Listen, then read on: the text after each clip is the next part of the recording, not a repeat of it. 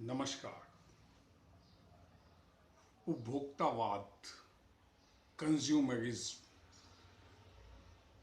और ग्राहक आंदोलन का चोली दामन का साथ है।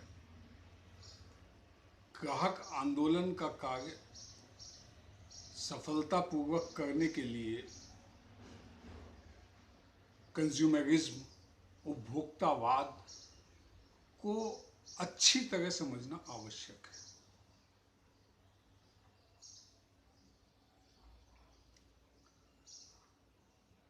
हमारे यहाँ कहा जाता है कि उपभोक्तावाद ये पश्चिम से हमारे देश में आया और धीरे धीरे यहाँ को भी हमारे देश को भी अपनी जकड़ में लेने की कोशिश में लगा हुआ है। ये बात सही है कि उपभोक्तावाद, कंज्यूमरिज्म का प्रारंभ पश्चिम से हुआ, लेकिन इसको समझना जरूरी है कि ये उपभोक्तावाद है क्या।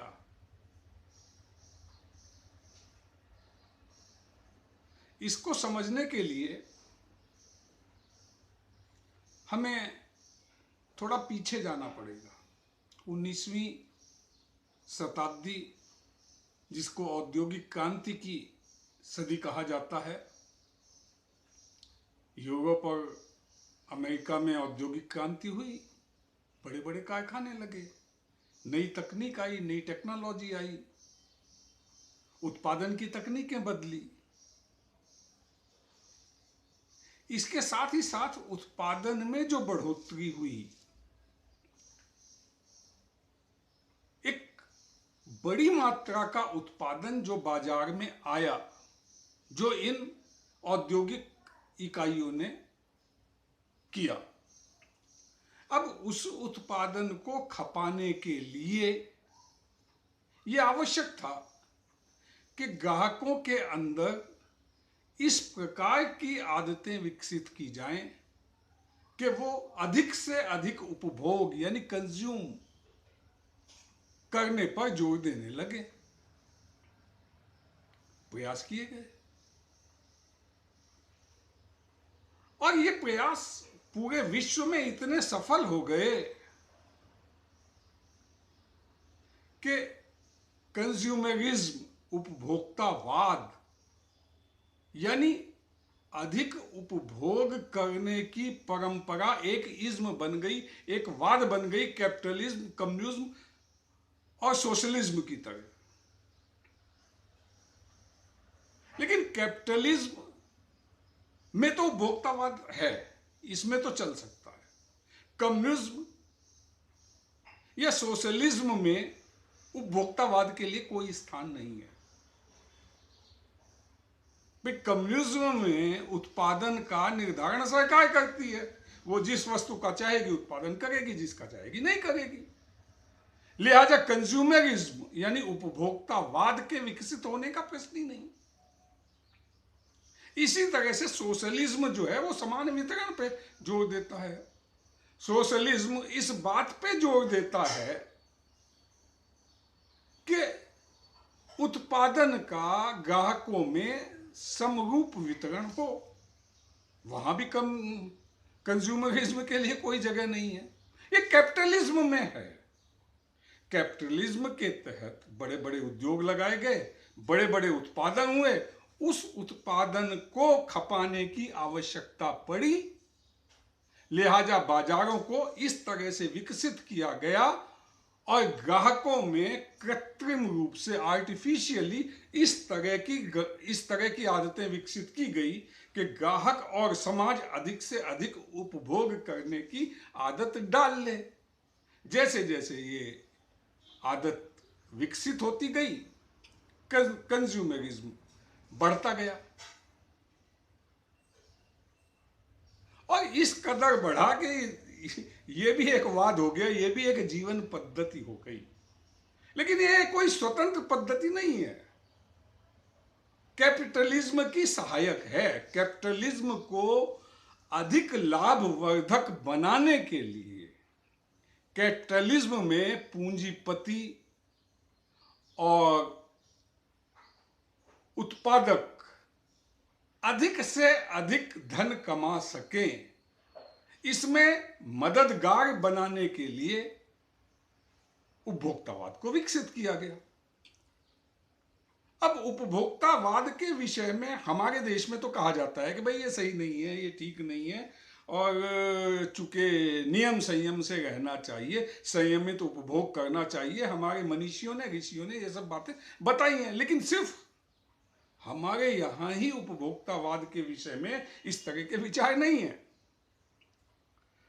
1899 में 1919वीं सदी में उपभोक्तावाद की शुरुआत हुई और 1819 में थॉरस्टीन वेम्बल ने एक पुस्तक लिखी, the theory of leisure class, यानी समृद्ध वर्ग की परिभाषा या समृद्ध वर्ग की थ्योरी, इस तरह का आप इसको, और वो इसमें दो शब्दों का प्रयोग करते हैं। एक तो वो कॉन्स्पिक्यूअस कंजम्पशन की बात करते हैं और कहते हैं कि spending on acquiring luxury goods and services, expenses on acquiring luxury goods and services to publicly display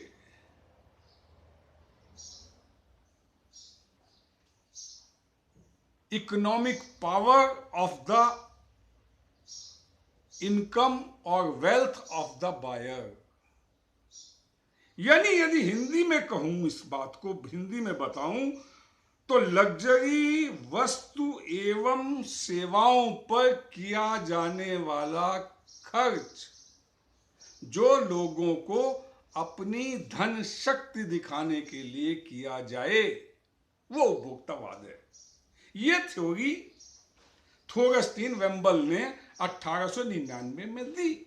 अब इस थ्योरी में एक शब्द आया, लग्जरी।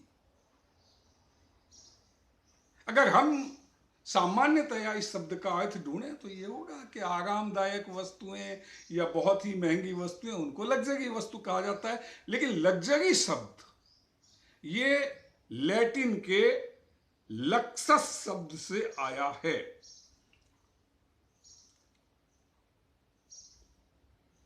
और ये लक्सस का जो अर्थ होता है वो ये होता है कि वस्तु की कीमत यानी कॉस्ट ऑफ द कमोडिटी की परवाह न करके भोग के लिए, उपभोग के लिए किए जाने वाला खर्च वो लग्जरी कहलाता है।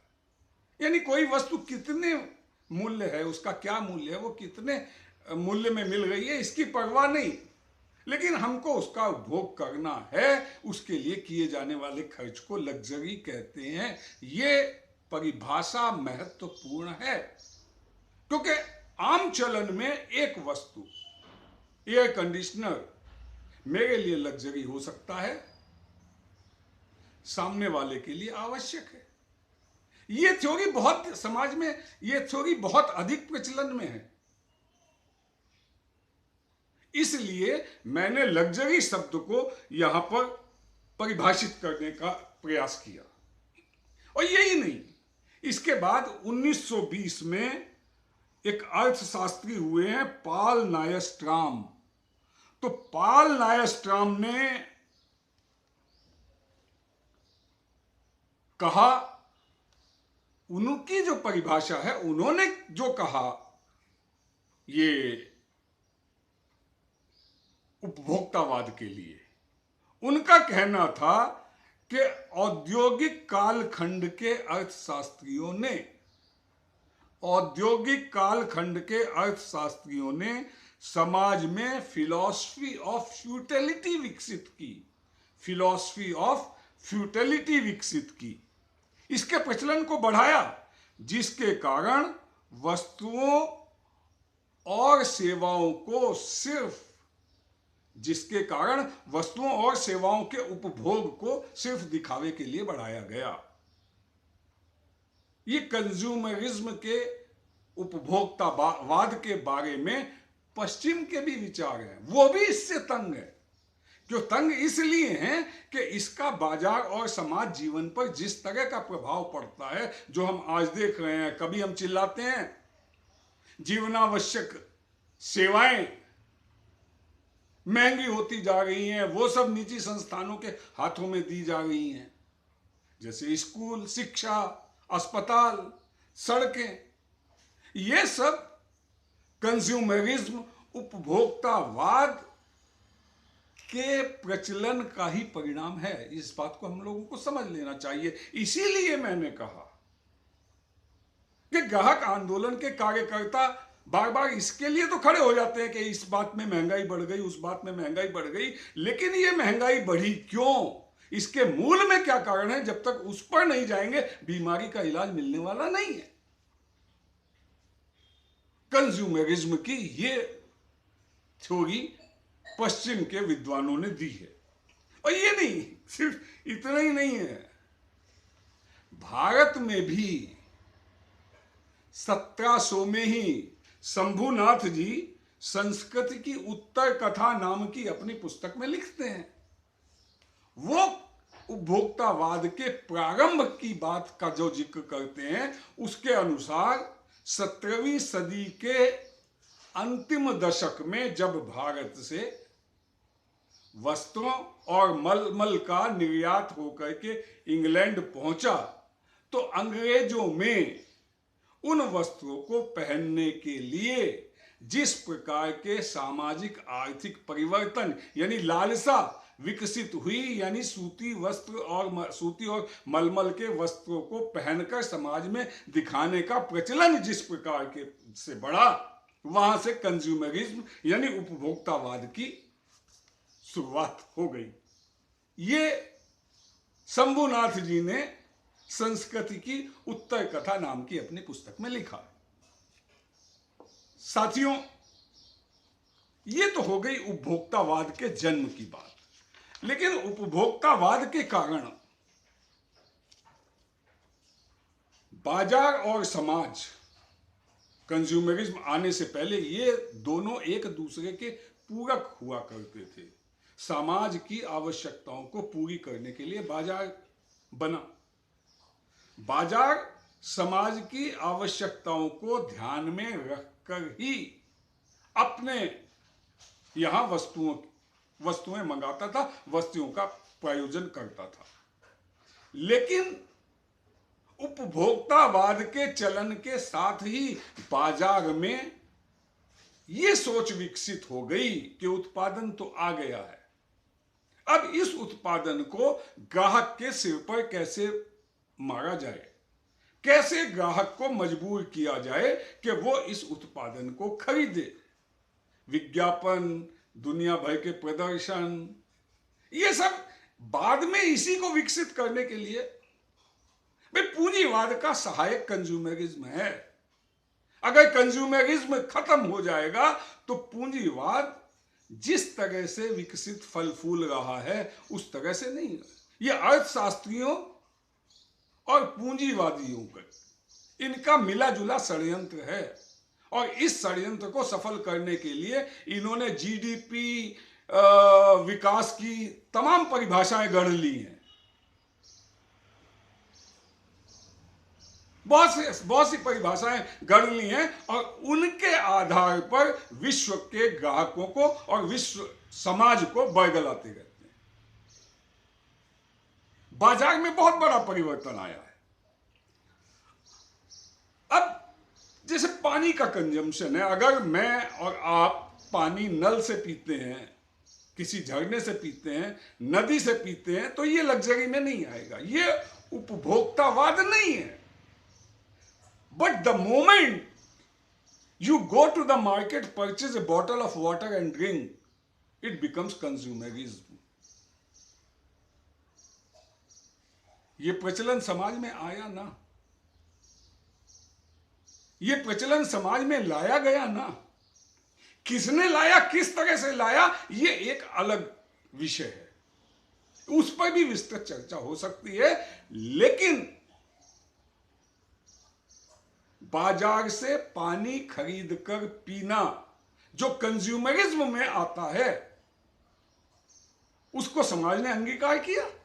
इस बात से तो हम इनकार नहीं कर सकते। इसके कारण, इन व्यवस्थाओं के कारण, इस उपभोगवाद के कारण मानव जीवन शुरू में क्या था? पहले तो क्या है, मानव जीवन बाजार का मजा लेता था। भाई बाजार का मजा मानव जीवन लेता था, इसका अर्थ यह हुआ कि बाजार में तरह तरह के उपभोग की वस्तुएं आई, ग्राहक गया बाजार में, उसने वो वस्तुएं खरीदी, उनका उपभोग किया, उसको आनंद आया। यानी बाजार का मजा प्रारंभ में, पूंजीवाद के प्रारंभ में ग्राहक ने बाजार का मजा लिया। लेकिन आज स्थिति इसकी बिल्कुल उल्टी हो गई है। आज मानव यानी ग्राहक का मजा बाजार ले रहा है। वो जैसे चाहता है डमरू बजाता है और ग्राहक को अपनी धुन पे नचा लेता है। इसके कारण सबसे बड़ा जो नुकसान हुआ है देश, समाज और ग्राहक का, वो ये हुआ है कि यथार्थ और तर्क जो पूर्व व्यवस्था में सुरक्षित थे आज समाप्त हो चुके हैं। आज न तो यथार्थ से किसी का कोई वास्ता रह गया है और न ही सुरक्षित तर्क रह गए। अब उपभोक्तावाद का ने जैसे जैसे, कंज्यूमरिज्म ने जैसे जैसे अपने कदम बढ़ाए, इसका समाज जीवन पर और ग्राहकों पर जबरदस्त असर पड़ा है। इस्पात मंत्रालय में एक सचिव हुआ करती थी अनीता प्रवीण जी। उन्होंने लिखा है कि उपभोक्ता राजा, हम लोग भी कहते हैं ना, ग्राहक पंचायत वाले कहते हैं ना, ग्राहक एव राजा, यानी ग्राहक राजा है। तो ये अनीता प्रवीण जी कहती हैं कि उपभोक्ता को राजा अब सिर्फ कहने वाली बात हो गई है। वास्तविकता में उपभोक्ता नई सभ्यता है। ये जो नई कंज्यूमरिज्म की सभ्यता, सिविलाइजेशन आई है, इसका गुलाम बन चुका है। ग्राहक कंज्यूमरिज्म नाम की नई सभ्यता का गुलाम बन चुका है। और अब कोई अब्राहम लिंकन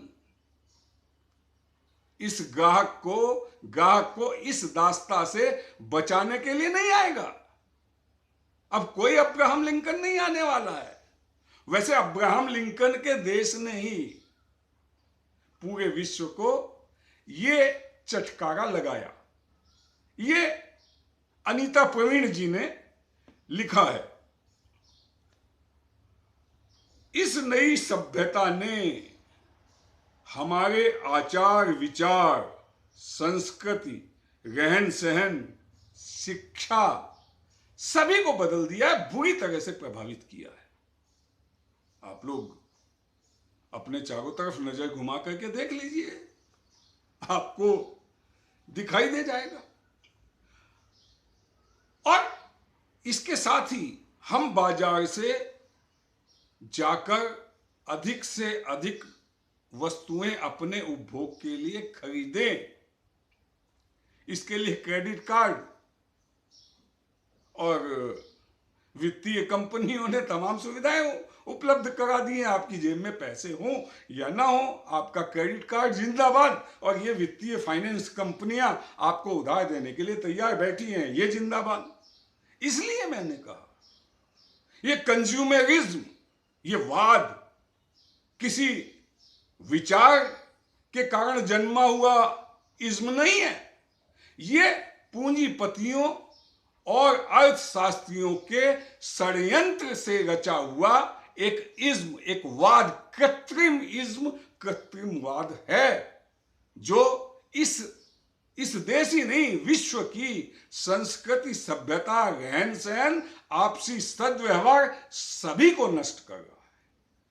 ग्राहक आंदोलन के कार्यकर्ताओं के लिए इसको समझना बहुत जरूरी है। और हमें उकसाने की हद देखिए कहां तक चली गई है। ये जो मैंने क्रेडिट कार्ड और इसकी है, ये चार्वाक संस्कृति। आज चार्वाक भी तो यही कहा करते थे, यावत जीवेन सुखम जीवेत ऋणम लेत्वा यावत् जीवेत सुखम जीवेत ऋणम कृत्वा घृतम पीवेत भस्मीभूतस्य देहस्य पुनरागमनम कुतः। हम मर जाएंगे तो यहाँ क्या रखा है। इसलिए जब तक जीना है, चाहे कर्ज लेकर के घी पीना पड़े, पियो। पी रहे हैं। पूरे विश्व के ग्राहक ऋण लेकर कर्ज लेकर घी पीने में मस्त है। देख लीजिए, चाहे देश को देख लीजिए, चाहे समाज को देख लीजिए, चाहे परिवार को देख लीजिए, हर इकाई कर्ज में डूबी हुई है। कोई ना कोई कर्ज हर किसी के ऊपर चढ़ा हुआ है। ये बात सत्य हो गई है। चार्वाक संस्कृति आज समाज पर पूरी तरह से हावी हो गई है।